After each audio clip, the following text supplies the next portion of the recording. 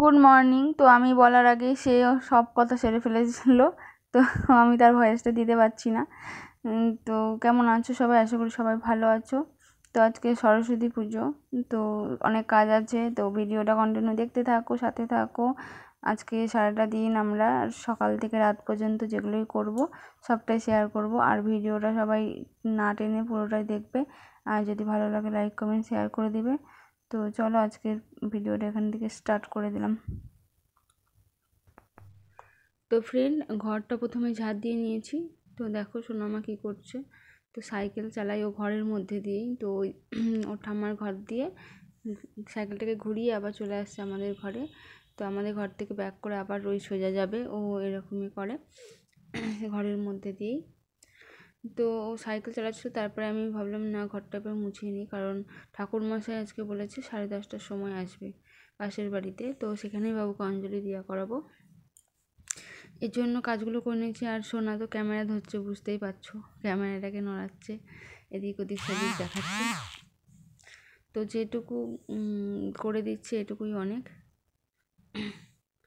তো চলো ঘরটা মুছে নিই, তারপরে আবার তোমার সাথে কথা বলবো। আর তো আজকে সকাল দেয় দুপুর দিয়ে একবার রান্নাও করে নেবো। তো এই যে ঘরটার মুছে আমি রান্না বসিয়ে দিয়েছি, একদিকে ভাত একদিকে ডাল সিদ্ধ, আর ঘরে যে সবজিগুলো ছিল তা সেগুলো দিয়েই একটা পাস্তা তরকারির মতন করব আর বেগুন ভাজবো। তো আজকে দুপুর আর সকালের মেনু এটাই ছিল, কারণ সকাল থেকে তো উপোস থাকবে, এর জন্য সেরকম খাবে না। আর এখানে হলুদ, নিম পাতা আর সর্ষের তেল দিয়ে দিয়েছি, বেটে নিয়েছি।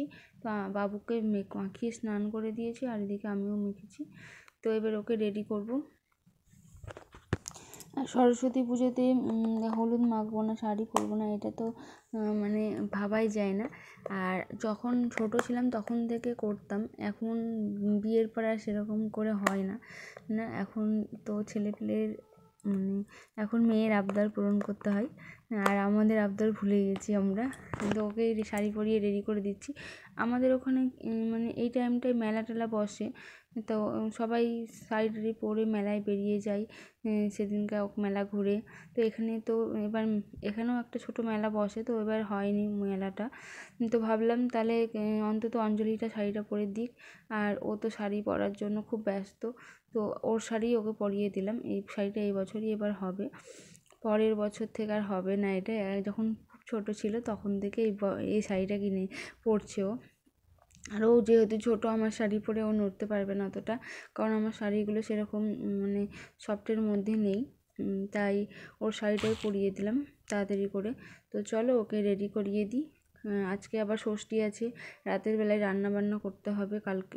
কালকে ষষ্ঠী আছে, এর জন্য আজকে রান্নাবান্নাগুলো কমপ্লিট করে রাখতে হবে, কারণ পরের দিন তো বাসি খেতে হয়, রান্না করতে হয় না। তো পরের দিন প্রচুর প্রচুর ছুটি, শুধু ঘুমাও আর খাও। আর আজকে হলো প্রচুর চাপ। তো চলো মেয়েকে ঝটপট রেডি করিয়ে তারপরে আবার ওকে পাশের বাড়ি একটু দিয়ে আসবো, কারণ অনেকক্ষণ আগেই বলেছি যে ঠাকুরমশাই চলে এসেছে। ও স্নান করে উঠলো আর ঠাকুরমশাই চলে এসেছে, তো ওই জন্য একটু তাড়াতাড়ি করছিলাম। তো এটা আমার সোনামা। তো দেখো আমার ছোট্ট সরস্বতী রেডি হয়ে গেছে, কেমন লাগছে অবশ্যই জানাবে।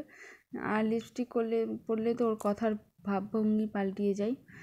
ভদ্রকল্যায় নমো নিত্যায় সরস্বত্যায় নমো বেদাঙ্গ বেদান্ত তীর্থস্থানেভ্যো এবচ এষ সচন্দনঃ পুষ্প বিল্লপত্রাঞ্জলি ওই সরস্বত্যায় নমো। বাবুকে দিয়ে এসে স্নান করে নিলাম, এবার যাব আমি ঠাকুর ঘরে। তো চলো এবার পুজো টুজোগুলো করে নিই। তো ঠাকুরগুলোকে আজকে পরিষ্কার করেছি, দেখো পুরো চকচক করছে। ঠাকুরগুলোকে পুরো তেলে মানে ভর্তি হয়ে গেছিলো, আর তার জন্য আজকে ভাবলাম একটু পরিষ্কার করি। তো পরিষ্কার করলে কত সুন্দর দেখায়। তো এবার পুজোটা দিয়ে নিই। তো এই যে আমার পুজো দেওয়া কমপ্লিট হয়ে গেছে।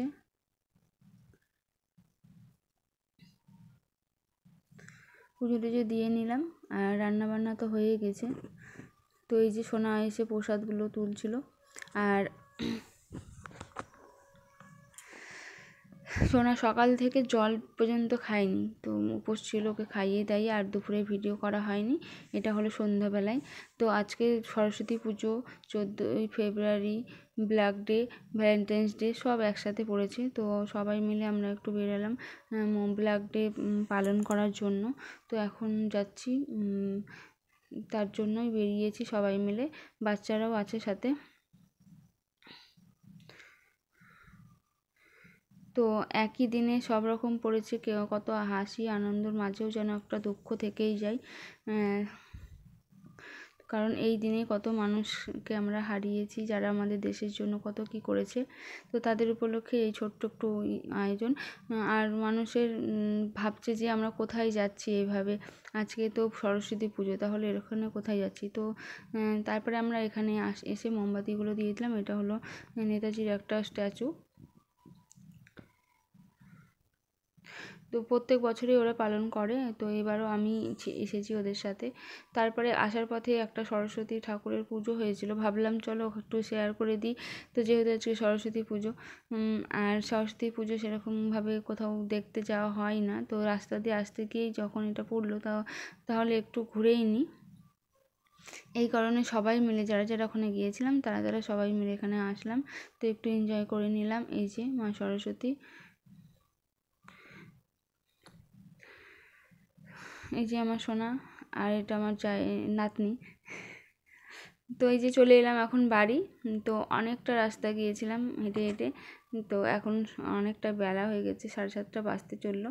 তো এখন বললাম তো যে কালকে রান্না বান্না নেই, তাই আজকে রান্না বান্না করে নিতে হবে।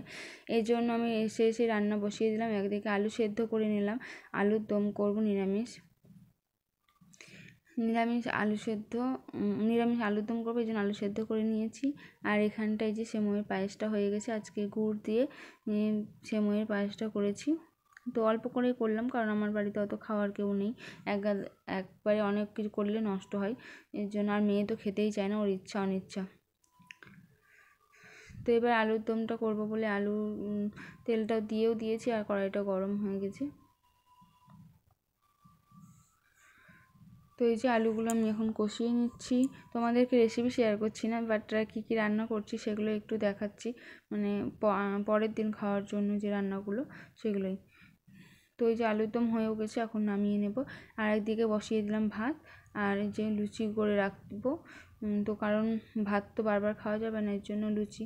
আর কলাই সেদ্ধ আমাদের নেই, তো কলাই সেদ্ধ করা নেই, তো এর জন্য কলাই সেদ্ধ আর আমরা করি না। তো চলো এবার আমরা ঝটপট যে কটা লুচি বাকি আছে সবগুলো একটু ভেজে নিই। তো এই যে আমার লুচি ভাজা কমপ্লিট। তো প্রায় অনেক রাতই হয়ে গেছিলো, তাও ওটা অনেক রাতই বলে, শীতের রাত যেহেতু। তো এই যে 10টা বাজতে 5 মিনিট বাকি। তো এখন কাজ শেষ করলাম, এবার যাব খাওয়া দাওয়া করব। আর সোনাও খায়নি। তো ভিডিওটা এখানে এন্ড করছি। সবাই ভালো থেকো, সুস্থ থেকো, আর লাইক কমেন্ট